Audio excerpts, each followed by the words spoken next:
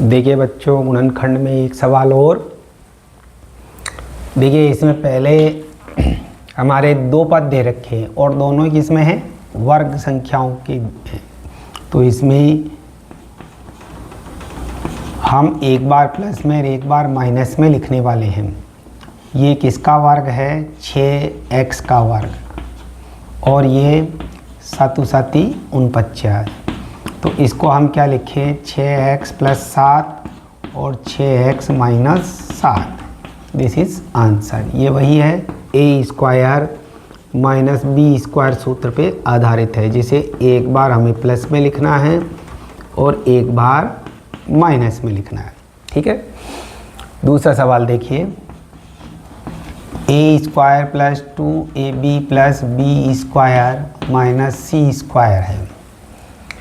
अब ये देखिए कि ये अगर आपने पढ़ा हो तो ये सीधा ही सूत्र है।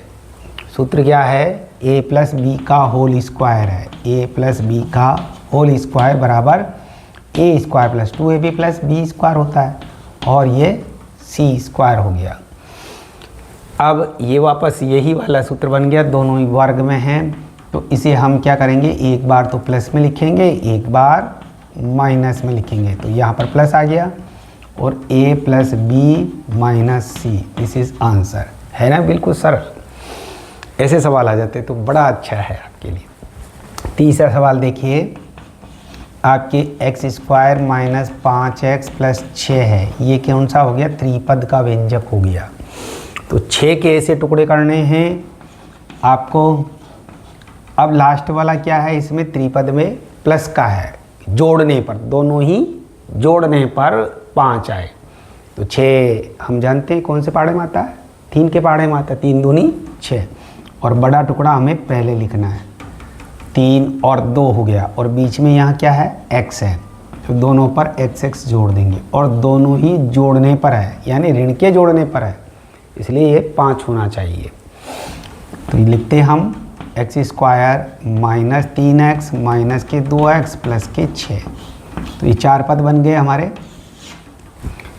अब इसमें से कॉमन लेना तो दिख रहा है हमारे को, x है। x में छोटी घात x आ गई है ना, x² है यहाँ पर।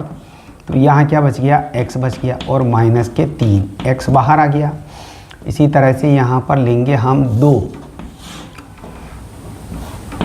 2 कॉमन ले लिया, और बच गया x - 3। सीधा लिखिए आप, ये कोष्टक समान होना चाहिए।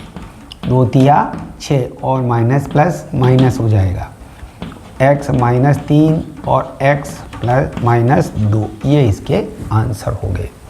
जो हम टुकड़े करते हैं ना यहाँ पर, वही इनके आंसर में आता है। इस चीज़ का ध्यान भी रखते। अब देखिए एक चौथा प्रश्न,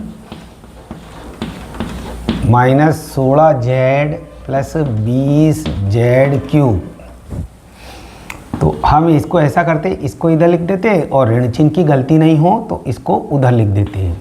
20z³ - 16z। अब इसमें से गुणनखंड का पहला नियम क्या है, कॉमन लेना। अगर कॉमन है तो कॉमन लेना ही है। तो देखिए एक तो z मिल रहा है, एक अंकों में देखिए यहाँ पर 20 और 16 है। दोनों कौन से पाढ़े में आते हैं, 4 के में, 4 के पाढ़े में आते हैं। तो ये ले लिया, 4 का भाग इसमें दिया, 4 पंजे 20, और चूंकि z³ है, यहाँ 3 है, तो एक तो बाहर आ गया, तो कितना बच गया, z² -4 चौक 16, और z बाहर आ गया हमारे पास। ठीक है, तो यही इसका आंसर हो गया। है ना, बिल्कुल सरल। तो ये गुणनखंड के हैं, पर इसमें एक सवाल आपके अथवा वाला आने वाला है, भाग का। तो आप गुणनखंड अगर आपको अच्छे से नहीं आते तो भाग करिए। भाग वाला सवाल अभी लेकर के आपके सामने हाजिर होते हैं। तो आपको समझ में आया होगा ये चैनल को। डियर स्टूडेंट, जैसा कि मैंने आपको बताया कि 23वां जो सवाल है उसमें एक अथवा का भाग वाला, विभाजन वाला प्रश्न आने वाला है। तो ये ज़्यादा सरल होते हैं गुणनखंड के बजाय। तो आप देखिए पहला सवाल कैसे करते हल। 28x⁴ बटे 56x। विभाजन का मतलब बटे, है ना, भाग का मतलब बटे। तो अब देखिए आप इसको हम टुकड़े करें 28 x की घात 4, 4 का मतलब 1 2 3 4 और नीचे आ गया 56 गुणा x, तो x से तो x कट गया। अब देखिए आप गौर से देखें, अगर पहाड़ा तो 28 दूना 56 होता है, नहीं तो 7 के पहाड़े से काटिए आप पहले। भाई 28 और 56 कौन से पहाड़े में आते हैं, या 14 के पहाड़े में आते हैं। 14 दूना 28, 14 चौक 56, तो जो पहाड़ा याद आ जाए उसी से काट दिया। हम 14 से काट रहे हैं ना, 14 एकम 14, 14 दूना 28 और 14 चौक 56। अब फिर 2 के पहाड़े में 4 आता है, 2 एकम 2, 2 दूनी 4। तो ऊपर तो कुछ बचा नहीं हमारे पास, ऊपर तो अंकों में कुछ नहीं है, तो x की घात कितनी हो गई, 3 बार लिखा हुआ, तो x की घात 3 और नीचे हो गया 2, ये इसका आंसर हो गया। ठीक है। दूसरा देखिए भाग वाला सवाल, 5x² माइनस 6x बटे 3x। आपको क्या करना है कि यहाँ पर प्लस और माइनस के चिन्ह जितने भी लगे हुए आते हैं उन सब में इस 3x का भाग देना है, इसमें भी देना है और इसमें भी देना है। तो अलग अलग कर देते हैं हम, 5x² बटे 3x माइनस 6x बटे 3x। तो 3 का पहाड़े में 5 आता ही नहीं है, तो 3 को हम छेड़ेंगे नहीं, x से x कट जाएगा, 2x है तो 1x कट जाएगा। तो यहाँ तो क्या आ गया हमारे पास, 5 बटा 3x आ गया, और 3 दूनी 6 और x से x कट गया तो -2 आ गया। ये हमारा आंसर हो गया। ठीक है। तीसरा सवाल देखो, तीसरा सवाल क्या कहता है हमसे, x³ plus 2x² plus 3x बटे 2x। तो इसमें भी हम ऐसे ही करने वाले हैं, सभी में अलग अलग भाग देने वाले हैं। x की घात 3 बटा 2x प्लस 2x² बटा 2x प्लस 3x बटा 2x। ठीक है। ये तो इनको सबको अलग अलग बिछड़ा दिया हमने, अलग अलग कर दिया। अब देखिए यहाँ पर ऊपर है नहीं अंक, तो x की घात कितनी है, यहाँ पर 3 है, यहाँ पर 1 है, तो ये इससे कटेगी तो x² आ गया। तो आंसर क्या आ गया, x² बटा 2 हो गया, प्लस 2 से 2 कट गया, इससे ये कटेंगे तो x बच जाएगा, प्लस 3 x से x कट गया तो 3 बटा 2। तो है ना ये तीनों सवाल सरल। तो यहाँ पर आप 6 नंबर तो आराम से ला सकते हैं। अब देखिए चौथा सवाल, चौथा सवाल भी बहुत सरल है।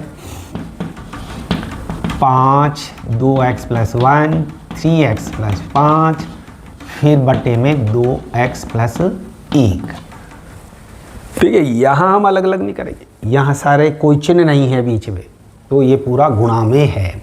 अब देखिए आप गौर से देखिए तो ये पूरा का पूरा कोष्टक मिल रहा है, यानी ये इससे कट रहा है।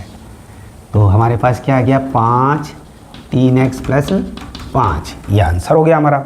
या आप चाहे तो इसको गुणा कर सकते हैं, 5 तारीख 15x और 5m 25, दिस इज आंसर। है ना बहुत सरल।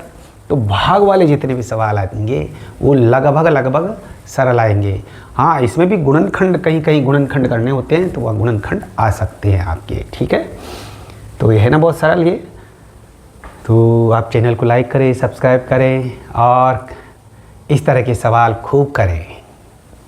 वीडियो देखने के लिए आपका बहुत बहुत धन्यवाद।